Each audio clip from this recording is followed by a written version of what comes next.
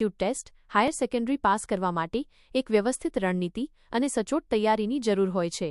આ પરીક્ષા મુખ્યત્વે બે ભાગમાં વહેંચાયેલી હોય છે: પ્રિલિમ્સ હેતુલક્ષી અને મેઇન્સ વર્ણનાત્મક. પાસ થવા માટે નીચે મુજબના મુદ્દાઓ પર ધ્યાન આપવું જરૂરી છે. 1. પરીક્ષાના માળખાને સમજો. ભાગ 1. સામાન્ય અભ્યાસ 100 ગુણ બધા માટે સમાન, જેમાં તાર્કિક ક્ષમતા, શિક્ષણના સિદ્ધાંતો, ગુજરાતી અને અંગ્રેજી વ્યાકરણ અને વર્તમાન પ્રવાહોનો સમાવેશ થાય છે. ભાગ 2. વિષયવસ્તુ 100 ગુણ તમે જે વિષયના શિક્ષક બનવા માંગો છો તે વિષયનું ઊંડું જ્ઞાન. 2. મુખ્ય વિષય પર પકડ. Content is king. ધોરણ 11 અને 12ના પાઠ્યપુસ્તકો GCERT, GCERT અને NCERTના પુસ્તકોને પાયા તરીકે ગણો. દરેક પ્રકરણને ઊંડાણપૂર્વક વાંચો. Graduation level. ઘણીવાર પ્રશ્નોના સ્તર થોડા ઊંચા હોઈ શકે છે, તેથી તમારા મુખ્ય વિષયનું પદવી સ્તરનું જ્ઞાન પણ તાજું કરો. 3.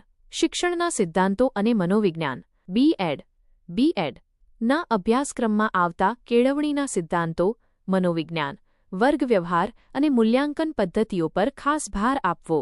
આ વિભાગમાં સ્કોર કરવો સરળ છે જો તમે કોન્સેપ્ટ સમજી લો તો. 4. લેખન કૌશલ્ય મેઇન્સ પરીક્ષા માટે. TAT-HSમાં મેઇન્સ પરીક્ષા વર્ણનાત્મક હોય છે. ગુજરાતી ભાષા સજ્જતા, નિબંધ લેખન, પત્રલેખન અને ચર્ચાપત્રની પ્રેક્ટિસ કરો.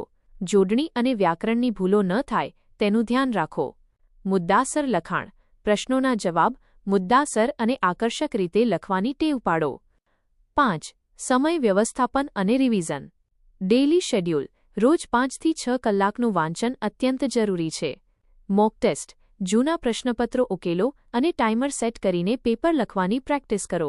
વર્તમાન પ્રવાહો. શિક્ષણ જગતને લગતી નવી યોજનાઓ અને ફેરફારોથી માહિતગાર રહો. યાદ રાખો, આ પરીક્ષા માત્ર જ્ઞાનની જ નહીં, પણ તમારી ધીરજ અને રજૂઆત કરવાની શક્તિની પણ કસોટી છે.